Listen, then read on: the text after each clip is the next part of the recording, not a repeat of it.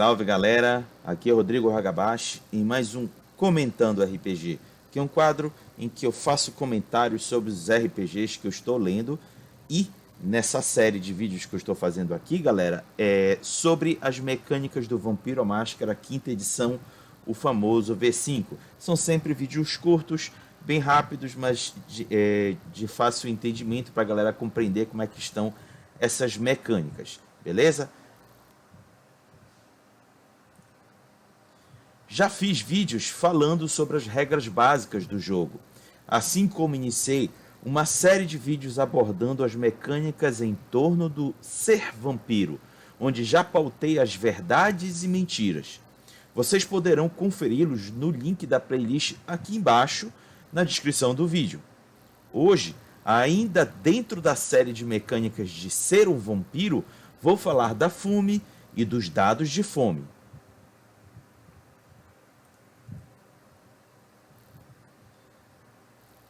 Parte apetite, parte luxúria e parte vício, a fome dá voz ao sangue e garras à besta. Ela chama os vampiros constantemente, suspirando e gritando por necessidade, impulsos e desejos. Galera, esse trechinho é o que dá base para os narradores que gostam de explorar a fome se manifestando como se ela estivesse falando com o vampiro, mas somente ele escutando. Você já deve ter visto alguns narradores explorando essa questão nos streams afora, em que quando o personagem chega a uma fome 3 ou 4, ele reproduz a fome falando com o personagem, algo do tipo: estou com fome, me alimente agora. Então, esses narradores usam isso, esse trecho que eu acabei de ler para vocês, para justificar essa manifestação oral da fome sobre os personagens. Todos os vampiros, galera, despertam para a fome e devem matar para silenciá-la. É isso mesmo, galera. Para acabar com essa voz perturbadora que só aumenta conforme a fome aumenta, só se saciando por completo de um mortal ao ponto de levá-lo à morte. Os membros pagam por sua imortalidade e seus poderes através da fome. E a conta está sempre chegando. O que ele quer dizer, galera? Quanto mais se usa o poder do sangue, seja para garantir a imortalidade, seja para realizar poderes que somente o sangue vampírico permite, maior é a chance de aumentar a fome. Em Vampiro à Máscara, todos os vampiros têm uma característica única, a fome, medida em nível variando de 0 a 5. Vocês vão encontrar na ficha regular do Vampiro à Máscara a característica fome aqui embaixo. Vai estar, como ainda temos a versão em inglês, logo em breve vamos ter a versão traduzida pela Galápagos, deverá aparecer aqui fome e aqui as 5 caixinhas que vocês deverão controlar a fome do seu personagem. Um vampiro com uma fome 0 está saciado e satisfeito, ou seja, todas as caixinhas estão vazias. Enquanto que um vampiro com uma fome 5, ou seja, com as 5 quadradinhos preenchidos, ele está esfomeado e mal consegue pensar em algo, exceto a sua própria bebida, ou seja, saciar a fome.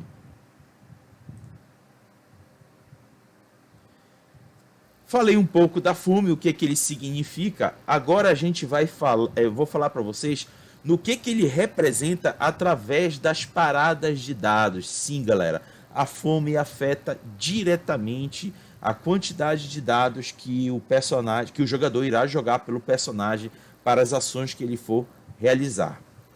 Para cada nível de fome afetando um personagem vampiro, ele ganha um dado de fome. Os dados de fome são dados de 10 faces, assim como os dados regulares, mas devem ser de uma cor diferente do que os dados regulares, para que os jogadores possam facilmente localizá-los em uma parada. O jogo sugere o vermelho, mas pode ser, galera, qualquer cor, mas que precise ser diferenciado dos dados regulares para que facilmente seja visualizado na hora de ver o que é regular e o que é dado de fome. Estou dando aqui um exemplo na imagem, duas composições de dado. Por exemplo, aqui em cima uma composição qualquer, que no caso eu adotei os dados brancos, e embaixo a composição de dados regulares estilizados para Vampiro à Máscara. E aí, ao fazer a troca dos dados de fome, aqui teoricamente o personagem tem 3 pontos de fome. Deixa eu explicar aqui para vocês, ó. 3 caixinhas aqui preenchidas significa que ele precisa substituir 3 dados regulares por 3 de fome. E aqui percebam como fica fácil de diferenciar o que é dado de fome para os dados regulares, porque ele tem uma cor bem chamativa que ajuda a selecionar o que é o dado regular e o dado de fome. Quando um jogador constrói uma parada de dados para um personagem vampiro, eles trocam os dados regulares dessa parada por dados de fome em uma base de 1 para 1. Se a parada de dados para a rolagem for menor do que a fome do personagem, simplesmente role uma quantidade de dados de fome igual à parada de dados. Ou seja, galera, vamos dizer que aqui, ao invés de 6 dados, fossem somente 5 dados. E o personagem tivesse 5 de fome. Então, os 5 dados seriam tão somente 5 dados de fome. Mas há exceções. Os personagens nunca incluem os dados de fome nas paradas de dados correlacionados a testes de incitar a fome, força de vontade ou humanidade. Os dados de fome funcionam como dados regulares nos testes e disputas, marcando sucessos em um 6 ou maior. Ou seja, galera, tal como coloquei aqui, 7, 0, 6 e 9 são sucessos. Ó, aqui o 6 e o 9 nos dados de fome são sucessos, independente de ter sido através do dado de fome. No entanto, os dados de fome não podem ser rolados novamente ao usar força de vontade, pois a fome faz uma zombaria da tentativa da mente racional de dominá-la. Por que isso, galera? Porque uma das características que a força de vontade permite ao personagem realizar é rolar novamente 3 dados que não obtiveram o resultado almejado pelo jogador, que no caso é o 6. 6 ou mais. Por exemplo, aqui nessa parada de dados, o jogador obteve um 4 e um 2. Se ele quiser usar a força de vontade para rolar o dado novamente, no caso aqui, ele só vai poder rolar este dado, porque o outro que não alcançou 6 ou mais foi no dado de fome. Então, só vai rolar um dado através do uso da força de vontade. Além disso, tirar um 0 ou 10 ou um 1 em um dado de fome carrega consequências adicionais, que seriam os críticos bagunçados e as falhas bestiais. Mas vamos ver esses dois em detalhes a seguir. Crítico bagunçado. Uma vitória crítica na qual 1 ou mais 10 aparecerem em um dado de fome é um crítico bagunçado. O que significa que o personagem obtém êxito como um crítico regular, mas como um animal faria e não ser capaz de prudência ou do autocontrole. Lembrem dos vídeos anteriores que o crítico regular é quando se obtém 2 ou mais dados que resultem em 0 ou 10. Lembrando que tem dados de 10 faces em que o 0 significa o 10, viu, galera? Então, no caso do crítico bagunçado, 1 ou mais desses 10, desse par de 10 que cair no dado de fome, resulta num crítico bagunçado. Aqui, ó, veio aqui na imagem como eu coloquei para vocês. Coloquei aqui 2 10 no dado regular e um 10 no dado de fome. Isso aqui caracteriza o crítico bagunçado. Por quê? Porque um dos 3 foi no dado de fome. Poderia acontecer a mesma coisa se, por exemplo, não houvesse esse 10 aqui, houvesse tão somente este e esse formando o par do crítico, do acerto crítico. Então, mantivendo-se o dado de fome, continua sendo o crítico bagunçado. Vou pensar aqui, galera, alguns exemplos apresentados no livro sobre a aplicação do crítico bagunçado em termos narrativos, para vocês compreenderem o quanto isso pode resultar ruim para os personagens. Primeiro exemplo, abre aspas, você matou o segurança, mas você claramente quebrou a coluna dele ou rasgou a garganta dele. Fecha aspas.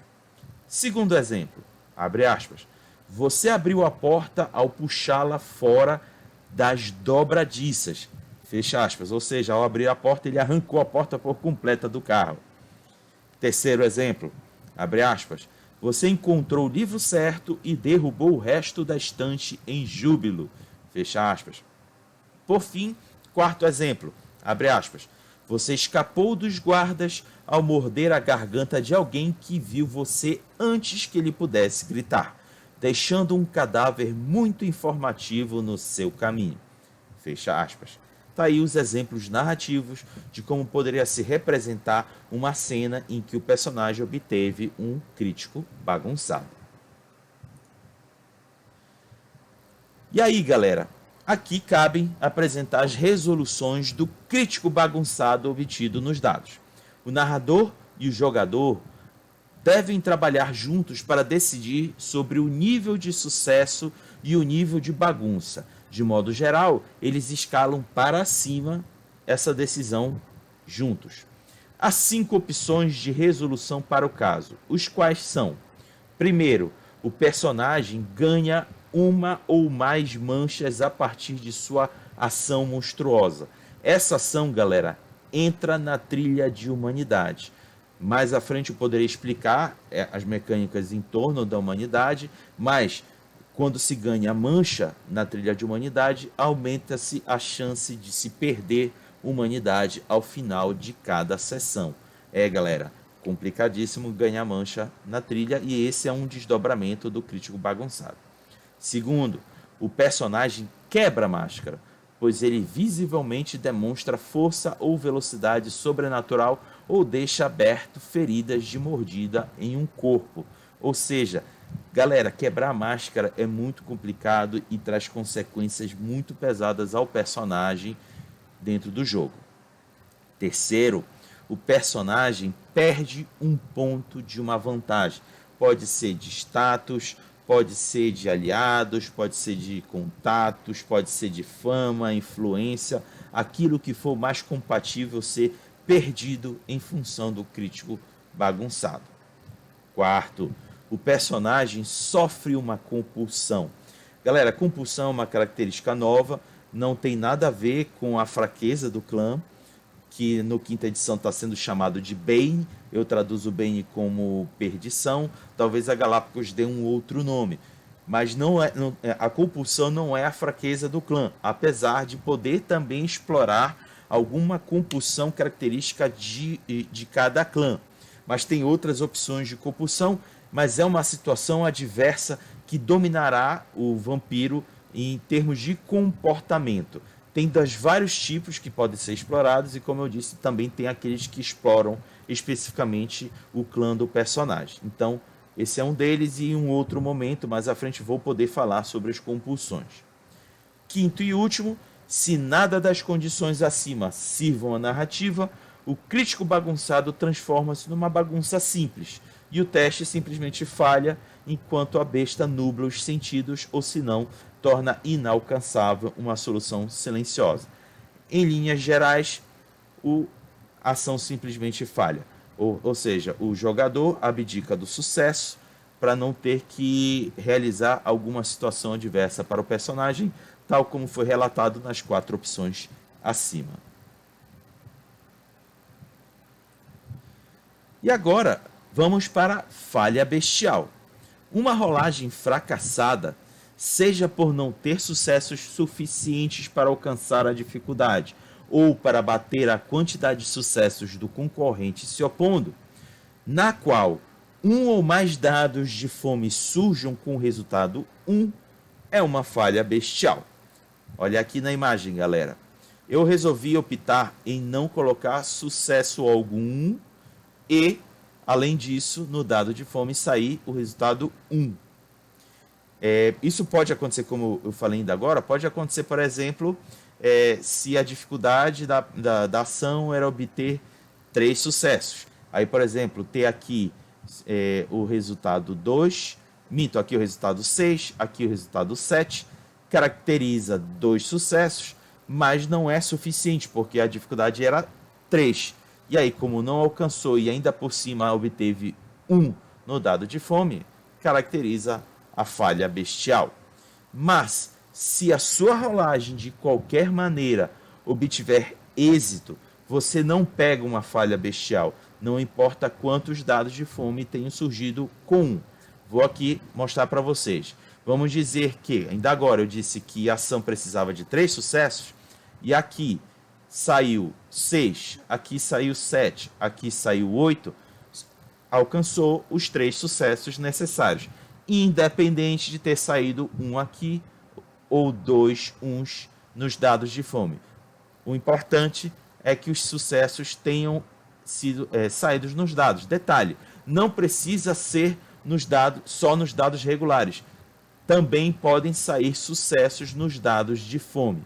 É importante que a quantidade de sucessos seja suficiente para alcançar a dificuldade da ação ou superar os sucessos obtidos do adversário numa cena disputada. Espero que vocês tenham compreendido. É um pouquinho difícil, mas não é um bicho de 7 cabeças de compreender. Beleza? Quanto à questão da resolução da falha bestial, ou seja, não foi possível ser superá-la, é esse o resultado. Então, temos aqui 4 opções de resolução para o caso de uma falha bestial. As quais são: primeira, o personagem sofre uma compulsão, pois o sangue começa a subitamente ditar suas ações. Como eu falei anteriormente, a compulsão é uma característica que o personagem vai ter que representar, que é alguma questão psicológica adversa ao personagem, e em um outro vídeo eu explicarei melhor sobre elas. Segunda, o personagem perde um ponto em uma vantagem, tal como eu descrevi para vocês no Crítico Bagunçado. Terceiro, o personagem sofre 1 ou mais pontos de dano agravado de vitalidade. Este resultado funciona bem para falhas bestiais em rolagens de resistência, pois o personagem irrompe em suor sangrento a partir desse estresse. Já adianto para vocês devem estar se perguntando, isso pode ser feito com a trilha de força de vontade? Não, galera, é especificamente a trilha de vitalidade. E por fim, quarto, se ninguém do grupo puder surgir com uma boa ideia, a fome aumenta em 1. Se este resultado levar a sua fome acima de 5, o personagem imediatamente faz um teste para resistir ao frenesi de fome em uma dificuldade 4. Eis que surge o famoso teste de frenesi de fome, galera. Esse é o derradeiro resultado de um crítico, de uma falha crítica nos dados de fome, que culmina com o teste de frenesi, e se falhando, frenesi na cabeça, desespero para os jogadores. Então é isso, galera. Essas foram as mecânicas em torno da fome e dos dados de fome. Espero que vocês tenham gostado e compreendido, porque o objetivo é esse, de ajudar a assimilar como eles funcionam. E eu espero que vocês tenham visto que a fome veio para dar uma outra pegada ao jogo, de forma a tornar uma decisão difícil para os jogadores em usar os poderes que o sangue vampiro possui. Então, galera, tem que pensar 2 vezes se vai querer usar disciplinas, estimular o sangue para aumentar os atributos. Toda vez que isso ocorre, a chance de aumentar a fome é muito grande. E aí, galera, no próximo vídeo eu irei comentar sobre as compulsões, que é uma das opções de resolução, seja do crítico bagunçado, seja da falha bestial. E aí, por hoje é só, galera, e até a próxima. Falou!